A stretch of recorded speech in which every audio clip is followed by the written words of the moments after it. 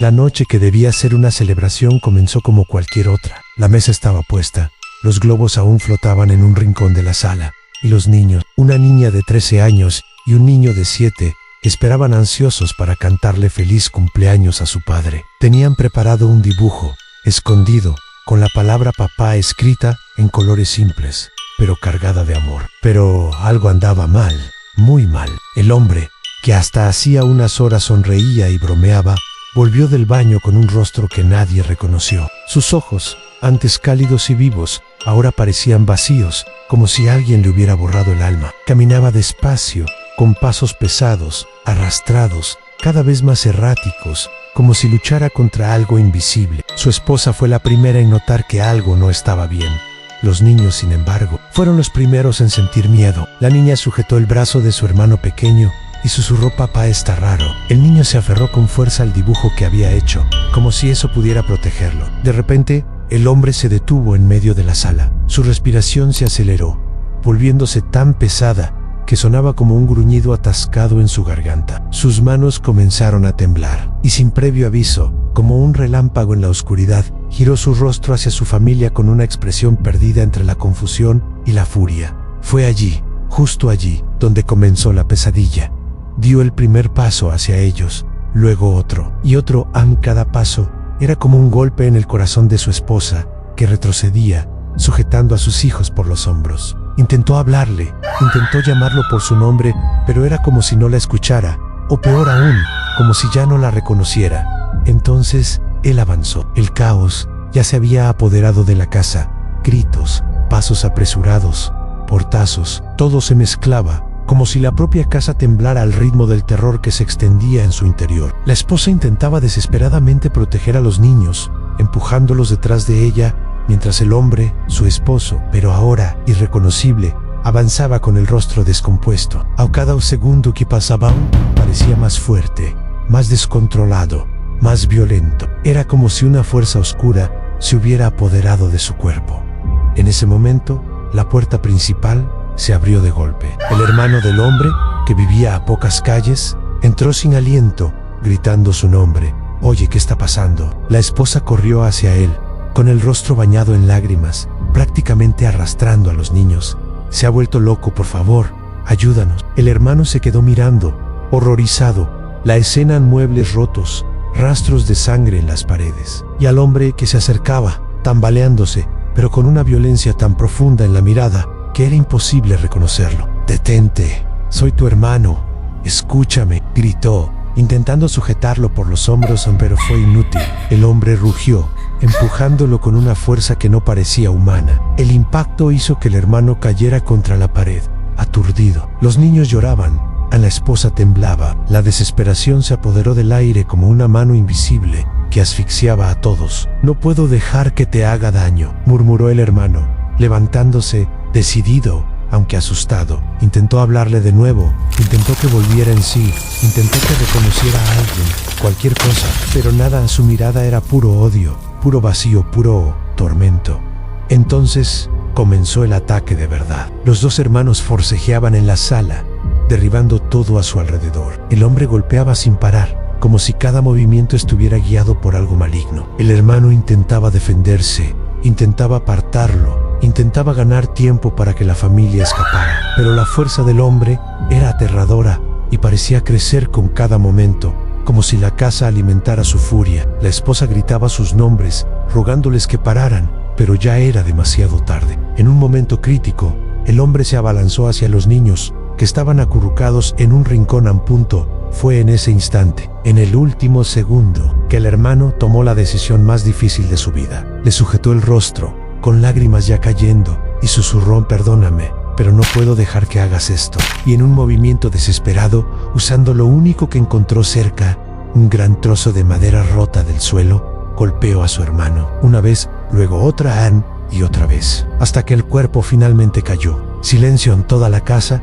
se sumió en una calma cruel, como si presenciara el momento en que el hombre exhaló su último aliento. El hermano dejó caer la madera y se quedó allí, mirando el cuerpo. Le temblaba la respiración, le sangraban las manos, y su rostro estaba destrozado por la culpa. La esposa se acercó lentamente, con los niños aferrados a sus piernas. Pero el hermano solo pudo mirar al hombre caído y repetir, como un mantra roto: maté a mi hermano, maté a mi propio hermano. Salvó a la familia Perrault. El pretio fue la marca que llevaría por el resto de su vida. La muerte del hombre trajo silencio a la casa, pero no paz. Para su esposa, sus hijos y su hermano, el mundo parecía haberse detenido allí. Pero lo que nadie imaginaba era que, para él, el mundo nunca había terminado. El hombre no sabía que había muerto. En su mente, todo seguía exactamente igual. Creía que aún respiraba, aún caminaba, que aún era padre, esposo, y que aún necesitaba proteger a su familia. La diferencia era que ahora, atrapado en un vacío entre el mundo de los vivos y los muertos, su mente estaba fragmentada, como un espejo roto que reflejaba recuerdos que no comprendía. Y así fue, justo el día que se cumplía 1 año de su muerte, que despertó de nuevo, como si su alma fuera traída de vuelta a la casa por la misma oscuridad que una vez lo consumió. Abrió los ojos, pero no vio una habitación de hospital, ni el cielo, ni la luz. Vio la casa, siempre la casa, el mismo pasillo estrecho, la misma habitación donde había perdido la razón, el mismo silencio denso, como si el aire no se atreviera a moverse. Se miró las manos, vio el polvo flotando, pero no lo entendió. ¿Por qué hace tanto frío?, pensó. ¿Por qué nadie me responde?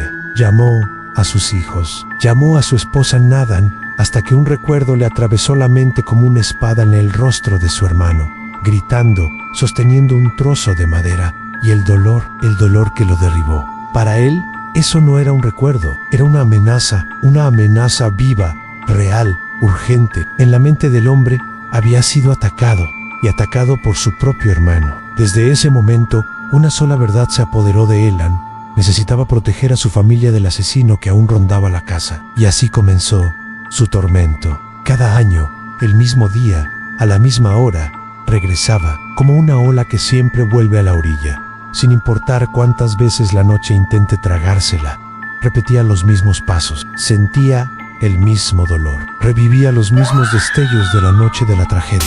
Y cada vez que intentaba recordar algo, las imágenes se confundían, como si alguien manipulara deliberadamente sus recuerdos. Recorría las habitaciones, llamaba a sus hijos, buscaba a su esposa, daba portazos, tiraba objetos, intentando proteger a quienes ya no podía tocar.